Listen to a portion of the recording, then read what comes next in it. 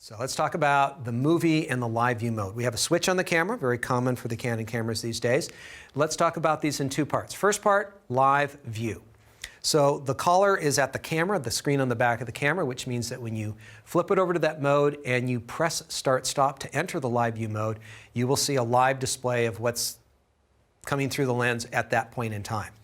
And so this can be very handy when working from a tripod. I find it difficult to use when I'm handheld in many situations, unless I'm trying to get a very unusual handheld shot, like really low to the ground or holding the camera up above my head. For normal photography, I don't prefer using this.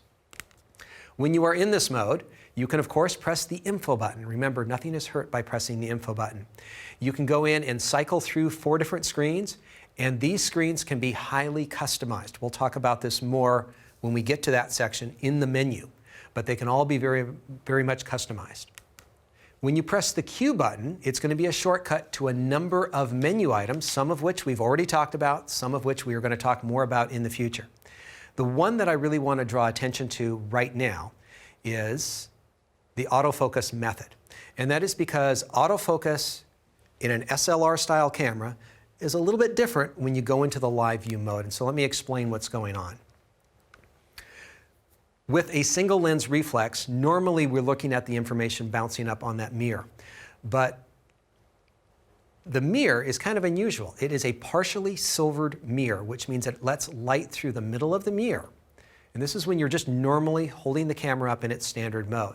And a little bit of that light passes through to a secondary mirror down to the phase detection autofocus sensor. This is how your camera autofocuses when you have it held up to your eye and you're using it in its normal fashion. When you put the camera in the live view mode, the mirror needs to get up and out of the way, shutter opens up and the light goes back to the sensor. And that autofocus sensor is doing no good at all. And so the camera has to use the information on the sensor and the contrast of it in order to figure out if things are in focus or out of focus. And most SLR cameras in live view mode focus very slowly. And that has been the case for quite some time. And Canon has been trying to attack this problem and solve it. And they have done a very good job with a new piece of technology they've been using in a few of their most modern cameras. Normally, you got pixels and they're recording the light. Well, Canon's done something special, and they've introduced a special little feature called dual pixel CMOS AF. And what it does is it breaks those pixels into 2 parts. There's a left part and a right part. And it's covering about 80% of the frame, which is much larger than the normal focusing area. And this dual pixel system allows the camera to focus pretty darn quickly when it comes to working in the field. In fact, it is the best of all of the SLRs out on the market today when it comes to focusing in the live view. Now, for this feature, as well as a number of other features, we wanted to show you what this looked like out in the field shooting it. And so this is the first of our kind of bonus videos where we went out to shoot with this camera in the real world. And the first item we're looking at is this dual pixel CMOS. So let's go ahead and get that video started.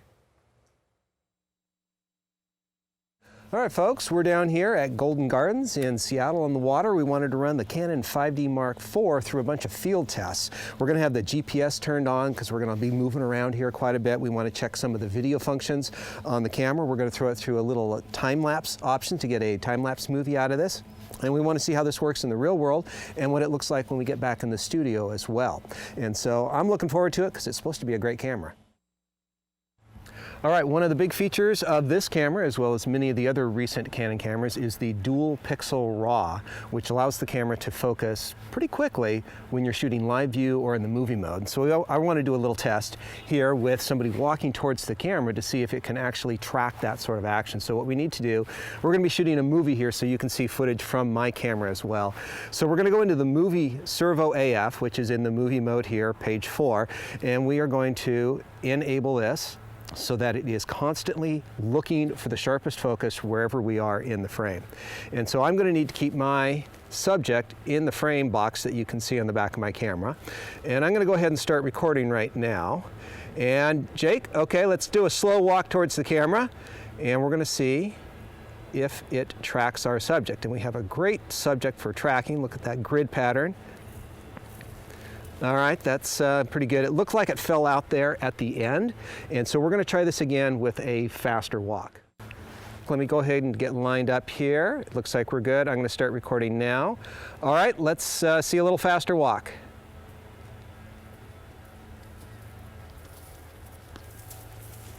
It started to fall off when it got pretty close.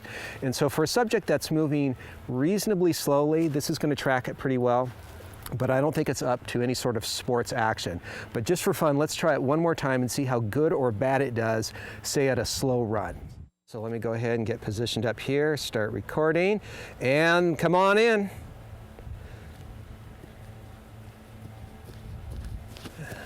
All right, definitely fell off there at the very end, but did a little bit better than I had expected it to do. And so this is a feature that is one of the best on any of the SLRs on the market. And so it's a great feature, but it does have its limitations.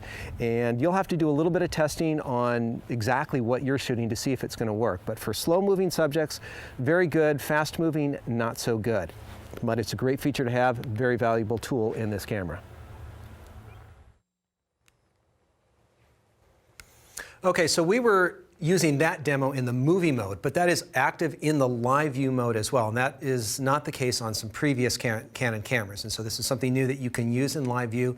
You can shoot subjects, you can have the motor drive turned on, you can have it tracking subjects, and you're limited not to the 7 frames a second in standard mode using the viewfinder, but it's about 4.3 frames a second that it can track subjects. But once again, it's not as good at tracking subjects, but it can do it, and it's better than anything else. And so it's nothing to sneeze about. It's pretty good. And as I say, you'll have to do some testing on your own. Now, there are 3 different focusing systems in here. There is a face tracking, there is a FlexiZone multi, and a FlexiZone single.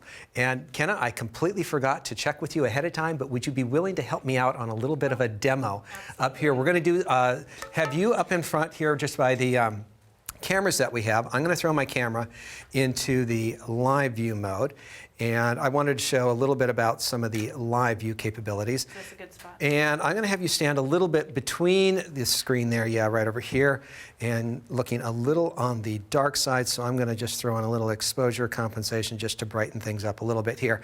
So in the Q mode, I can bring up our focusing, and I can choose facial tracking, a multi-zone, or a single. So the single is I can choose where I want to focus, and that's where it's going to focus. The next one, let me go back here, is a large frame area, and stand on the other side. Yep, right there, that's good. And let's see, stand a little bit closer to me. And so you can see it picked up right on her face, and take a step to your left, and it automatically picking her up because she's the closest thing in the large frame area here. Now, what we're going to do is we're going to change this one more time, and we're going to go to the face and subject tracking, and now it's automatically picked up on Kenna's face. And so now just kind of wander around a little bit in that area, and you can see that it's tracking her face. And just take a couple steps closer to the camera and then step back a little bit. She's too tall, but there we go. And so you can see that it's tracking. And so if I wanted to, I have it in single shot right now. And what I'm going to do is I'm going to change this to continuous shooting right here. And I'm going to change one more thing. I'm going to change it from one shot to servo. So now let's just have you move around a little bit. And so if I was shooting with a fast enough shutter speed, it's just going to track, and I can shoot pictures whenever I want. Thank you, Kenna. Appreciate that. Good job. And so we have 3 different modes in here and the first one that I wanted to talk about there was just simply where you focus, and that's this first option here. And once again, we can use the touch screen as well. And we get to choose either one small area, we get to choose a large area, or something that is looking for subjects, and in particular looking for faces. And so it depends on the type of subjects. If you had multiple subjects and you're trying to stay on one of them but not the other, the face tracking would not be good because it can't identify which face you want to focus on. But they're all 3 very good modes serving 3 different purposes, and so things that you will want to take a closer look at because it is quite quick in its focusing. One of the things that you can do is if you hit the set button, you will turn the face tracking capability on or off. Maybe you just want it to focus on a subject, like a car that's moving through the frame and not particularly looking for faces. And so that's something that can be turned on and off, once again, just by pressing the set button when you're in that mode. All right, time to switch on over to the neighboring mode, movie mode. And so very much the same things are going to happen here as they did in live view, but you'll notice the screen is cropped because we're shooting in this different aspect, this wide aspect ratio for shooting movies. And there are a number of things that change on your camera when you simply flip that switch into the movie mode. And so it's not just you're ready to shoot movies. The menus in your camera are changing as well. And so once you get into the movie mode, the Q button is your shortcut to a number of different features that you can get into. And we have either talked about or we will talk about all of these at some point in this class. The one that I wanted to draw attention to right now is something that is a little bit unique. Not many cameras have this, and it's an HDR movie shooting. And what this is doing is it's basically trying to compress the tonal range into what it's recording in video. Because when you record video on this camera, as well as pretty much any other camera in this price range and of this style, you are not recording raw image information. You are recording a compressed image. There is compression being done with the camera software. And so as an example of what HDR movie shooting is, and these are videos, you can see the tulips moving around in the field. You can see we've lost those highlight mountains in the background because they're just a little too bright to be seen in the standard movie mode. In the HDR movie mode, it pulls those highlights back a little bit so we can see that information and utilize that in post-production if necessary. Now, the obvious big downside on this is that you cannot shoot in HDR movie mode when it's in 4K or in most of the different movie modes. It's only available in the full HD 29.97 frames per second with this one compression rate. So it's only available if you see you're going through your camera and you're like, it's grayed out, I can't get to it. And that's because it only does it in this one basic mode. And so it's not something most people are going to use most of the time. It's one of those options you can go to when it's necessary for solving a problem. Now, the focus tracking is exactly the same between live view and movie focusing. And so everything that we just talked about in live view also applies here, so we're not going to go through the whole demo again, but it does work quite well. There will be some additional features that we're going to get into when we get into the movie menu settings itself. So a little bit of background information. The camera can shoot in 4K. It's one of the first, not the first Canon camera to shoot in 4K, which is 4,000 by 2,000 pixels roughly. You have many different frame rates that are available to you depending on if you are in the NTS or the PAL system. Real quickly, North America is the NTSC, Europe and most of the world is in the PAL system. The standard full HD is going to give you the most options all the way up to 60 frames per second. And the smaller HD option is available if you want to shoot at 120 frames per second. And so there's a lot of options and you can't always get every set of features exactly where you want it. You can't shoot 4K at 120 frames a second, at least not yet in this camera. So the camera can shoot in 4K, full HD or HD, but the frame size is a little bit different. So first off, full HD is that wider aspect ratio, and 4K is a little bit different. It's a 17 by 9 aspect ratio, whereas most TVs and most video these days is recorded at 16 by 9. And so there are many other cameras on the market that are shooting 4K, but they are doing it with a 16 by 9 aspect ratio. And so it's just a little bit longer on the sides. And so you may need to trim the edges of this video if you're needing it to match video from other cameras. And what that means is that if you're going to shoot 4K video off of this camera and you're going to look at it on an HD TV, you're going to have some very thin black strips at the top and bottom because it's a different aspect ratio. Now you can crop that to fit your TV if you want to, but it is slightly different than other brands of cameras shooting 4K. As I mentioned, the camera does not shoot raw video. It uses a compression system, and there's two basic compression systems. It uses an all-eye system, and similarly related is the 4K motion JPEG. And here's what's going on in that session is it's basically recording independent frames throughout the video. and it does a compression on each frame. And what's great here is that you can pull a frame out of the video. And so if you just want one frame, you have that frame. But it also eats up a lot of space on memory cards and hard drives. And so that's the big downside for it.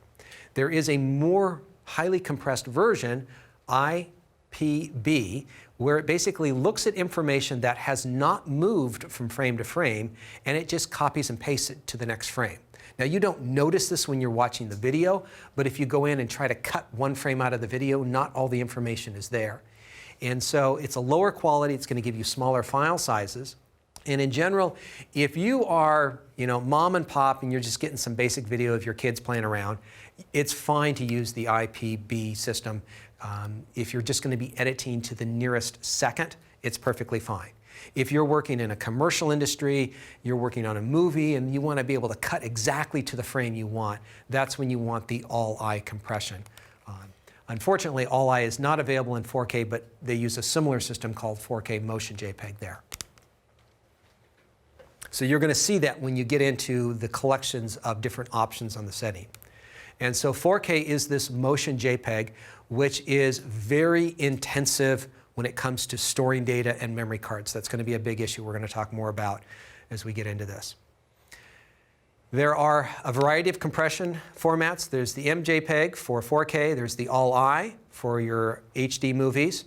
There's the compressed version, IPB, and then there is a even higher compressed version if you have a lower end video. Let's say you had a basic video for YouTube. It doesn't need to be HD in quality. It's just a basic, simple little video.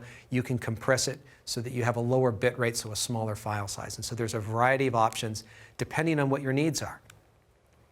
Now, all of these are items that we are going to go through again a little bit more in detail when we get to the movie section, because there is a couple of tabs and a lot of menu sections on the movie. So this is not the last time we talk about this.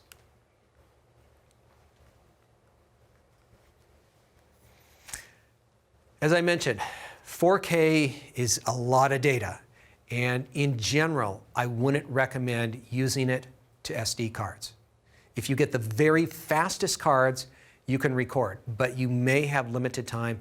If you have a little bit older card, you may not get more than 2 seconds recording to a SD card. If you do want to use them, look for the UHS-1 Speed Class 3 or higher, which is the latest cards that have been out in the last couple years or so. If you are shooting 4K on a regular basis, you would be wise to stock up on good CF memory cards. You will want to use the UDMA7 protocol, which they have, and you want to look down in the corner. There is a VPG, Video Performance Guarantee. And the fastest out on the market right now is rated at 65. The camera in my camera is rated 20, and I can record. I haven't tested the limits of how long I can record on the VPG 20, but you can go for quite a bit of time. 65 is if you want the highest performance, or in the future, if they come out with something faster, that'll be available. And so it really depends on how much 4K footage you're going to use. If you're shooting standard HD, your FHD, full HD movies, that can go to either card. Not a problem.